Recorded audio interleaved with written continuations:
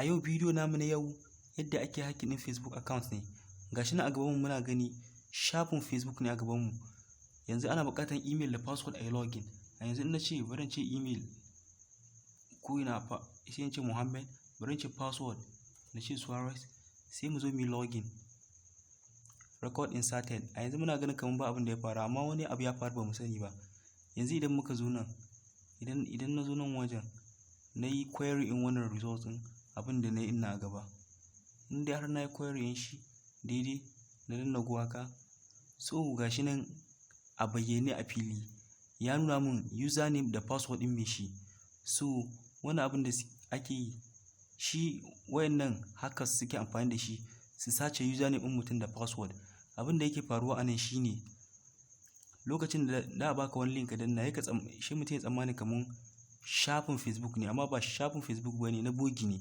Kamar inda wannan yake a gaban maka na bogi ne. A yanzu nan dan ƙara sa wani username haka, wani username ne na daban. Bari in sa username, bari in sa Sani. Shi ne je password, bari in sa Abu Jash a password din. Abu Jash haka. To in muka zo muka danna login, shi ma daidai duk abu ɗaya ne zai faru. Gashi nan zo ne query in result a nan wajen. Wannan database din da nake amfani da shi kenan. Watan shi ake cewa MySQL. Gashi nan ya nuna username Sani, password Abu Jash. Haka ko mutane nawa ne za su zo su ta sa username ɗinsu da password, haka zai ta submit a wajena, ni zan gani don gwar. So wannan in dai har dan bawa mutane, dan baku wannan shafin nawa, ko in ce wannan adireshin nawa na wannan shafin da na gina, duk wanda dai sa username din shi da password din shi, ni zai fito a nan cikin database ina ne.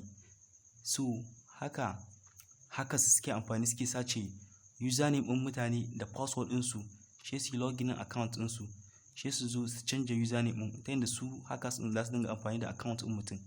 Shine mutum da ya ga ainihin hakan account din shi, kuma sai ga ana ta posting wani lokaci a canja hoto, wani lokaci kuma ma sai haka su dinga chatting da friends naku wanda kuka fara chatting, saboda yadda za su yi su tatsa kuɗi a wajen su ta wani hanya.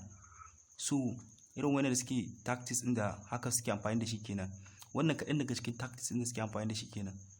So ba wai komai bane kuma wannan duka mun gina shi ne da yaren da ake gina website da shi.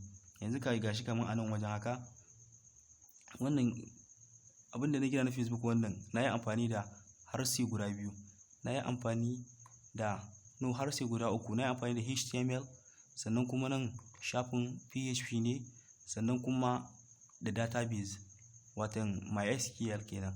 So wannan duka wannan coding da kuke gani gashi nan PHP code ne da CSS. Gashi nan kun ga su dukan su wayannan haka.